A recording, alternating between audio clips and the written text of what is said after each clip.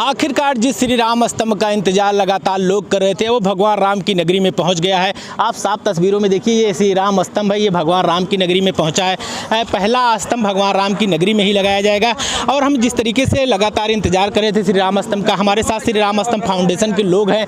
हम इन्हीं से जानना चाहेंगे ये स्तंभ किन किन जगहों पर लगेगा, क्या है इसका उद्देश्य जो भगवान राम का स्तंभ लगाया जा रहा है, क्या है इसका उद्देश्य से ये बात करेंगे, जहाँ जहाँ प्रभु श्री राम वनगमन मार्ग पे गए, अयोध्या से लेकर रामेश्वरम तक, तो अशोक सिंघल फाउंडेशन और M2K फाउंडेशन ने ये संकल्प लिया है कि उन सभी स्थानों को जो चिन्हित करे गए हैं, डॉक्टर राम अवतार शर्मा जी ने, जिसने 40 वर्षों तक इस पर शोध करा है और इसको सत्यापित करा कि वाल्मीकि रामायण से और रामचरितमानस से, और गूगल मैपिंग भी करी कि जहाँ जहाँ श्री राम जी पहुँचे वहाँ पे। तो हमने क्या सोचा है कि उन सभी स्थानों को, उन जहाँ पर ये प्रभु श्री राम रुके, उन सभी स्थानों को हम एक स्तंभ के माध्यम से एक माला में पिरोकर जितने भी भक्त हैं प्रभु श्री राम के, उनके समक्ष प्रस्तुत करें। इसके लिए हमने जो स्थान का महत्व होता है वो संक्षिप्त विवरण 4 भाषाओं में स्तंभ पे इंगित करा है। इसमें है इंग्लिश, हिंदी, संस्कृत और एक स्थानीय भाषा है। जैसे यहाँ पर एक वैसे हमारी अवधी है, तो एक भाषा हमने अवधी, प्लस में इंग्लिश, हिंदी और संस्कृत, ये 3 भाषाएं तो हैं ही, तो इसमें इंगित करा। प्लस में इसकी अगर हम बात करें स्तंभ की, तो इसमें प्रभु श्री राम के जो सूर्यवंशी जो चिन्ह है, जैसे कि धनुष, जैसे कि भृकुट यानी तिलक, वो सब इसमें इंगित हैंगे। और इस पर एक 3.5 फीट लंबा हमारे पास स्तंभ भी लगेगा, एक ऊपर ध्वज लगेगा जो कि सालों साल लहराता रहेगा। यह स्तंभ भगवान राम की नगरी में किन किन स्थानों पर लगाया जाए?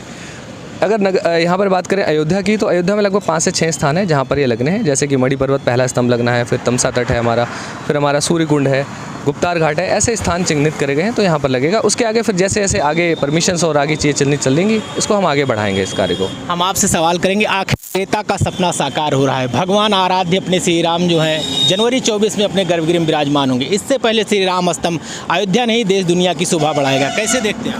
बहुत अच्छा देखते हैं हम। इससे क्या होगा कि जैसे श्री राम जी के बारे में जानकारियाँ मिलेंगी। जैसे बहुत लोग हैं जो आजकल के युवा पीढ़ी है वो रिलेट नहीं कर पा रही है, तो इस स्तंभ पे हर चीज़ वर्णन है। जैसे श्री राम जी अगर वहाँ गए तो वहाँ रुके, वहाँ उन्होंने क्या किया, हर एक डिटेल आपको मिलेगी। तो उससे क्या होगा, लोगों में एक जागरूकता आएगी जो जानकारियाँ नहीं भी थी, क्योंकि 40 सालों का रिसर्च किया अशोक सिंघल फाउंडेशन ने, तो कुछ चीज़ें हम लोग नहीं जानते हैं। हम लोग तो रामायण और TV इस सब में देखते हैं, तो इससे हमें क्या है ना कि नई चीज़ें पता चलेंगी, कैसे क्या होता है, कैसे क्या होगा, क्या अयोध्या से जुड़ी, भगवान श्री राम से जुड़ी, ये सब हम देख पाएंगे। तो जिस तरीके से श्री राम फाउंडेशन कहा जाए, जो भगवान राम लला का स्तंभ अयोध्या पहुंचा है, और अशोक सिंघल फाउंडेशन इसकी तैयारी, हमारे साथ तो भाई साहब लेकर के आ रहे हैं। ये आप कहां से स्तंभ लेकर के आ रहे हैं, क्या किस तरीके से आपका स्वागत किया गया?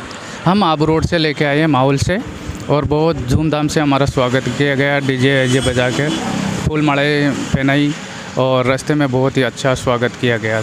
कितना महसूस करते हैं आप भगवान राम की नगरी पहुंचकर? हम ये ज़िंदगी में पहली खुशी महसूस कर रहे हैं कि हम श्री राम जी की धरती पर। तो आपने देखा अशोक सिंघल फाउंडेशन जो लगातार प्रयास कर रहा था भगवान राम लला के स्तंभ को लेकर के, अब वो राम की नगरी अयोध्या पहुंच गया। पहला स्तंभ मणि पर्वत पर लगाया जाएगा, और शायद यही है वजह है मुख्यमंत्री योगी आदित्यनाथ समेत देश और केंद्र और राज्य सरकार दोनों यही प्रयास कर रही है, अयोध्या को विश्व के मानचित्र पर स्थापित किया जाए। तो पहला स्तंभ भगवान राम की नगरी पहुँचा है, और मणि पर्वत पर लगाकर भगवान राम के स्तंभ को एक नया कीर्तिमान हासिल करेगा। अखंड प्रताप सिंह, इंडिया न्यूज़, अयोध्या।